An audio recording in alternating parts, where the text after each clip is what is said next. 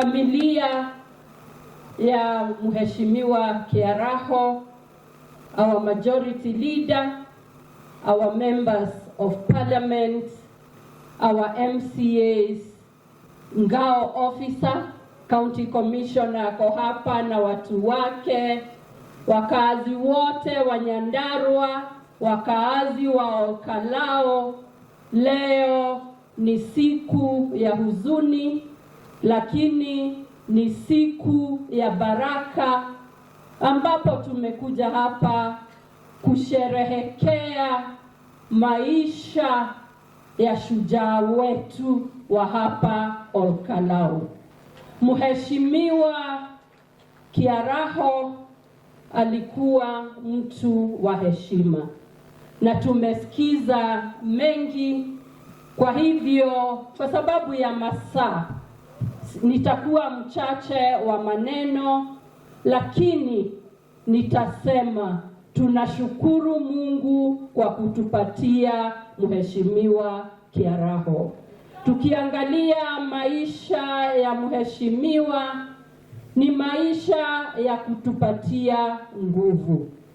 Mimi binafsi na familia yangu tumejuana na familia ya Kiaraho kwa miaka mingi.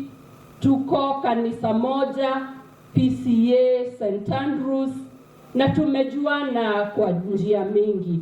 Kwa hivyo ameacha alama ambayo haitafutika katika maisha yangu. Pia niko hapa kwa sababu ya serikali. Mimi kama waziri katika serikali ya rais wetu Mheshimiwa William Ruto, ninaketi katika baraza la mawaziri.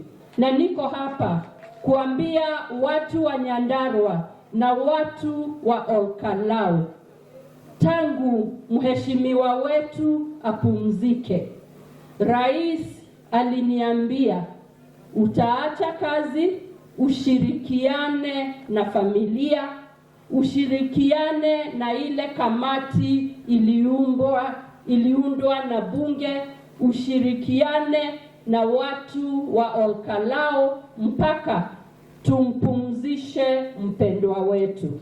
Kwa hivyo nataka kushukuru Mheshimiwa Rais wa Jamhuri ya Kenya kwa sababu tumeona yale ametenda wiki hii kudhibitisha kwamba anatujali watu wa Kenya, watu wa Nyandarua, watu wa Olkalao na familia ya Kiaraho. Pia ya pili, ningetaka kusema kama watu wa Nyandarua, watu wa Olkalao, tumeona majonzi, tumeona huzuni kwa wiki mzima iliyopita.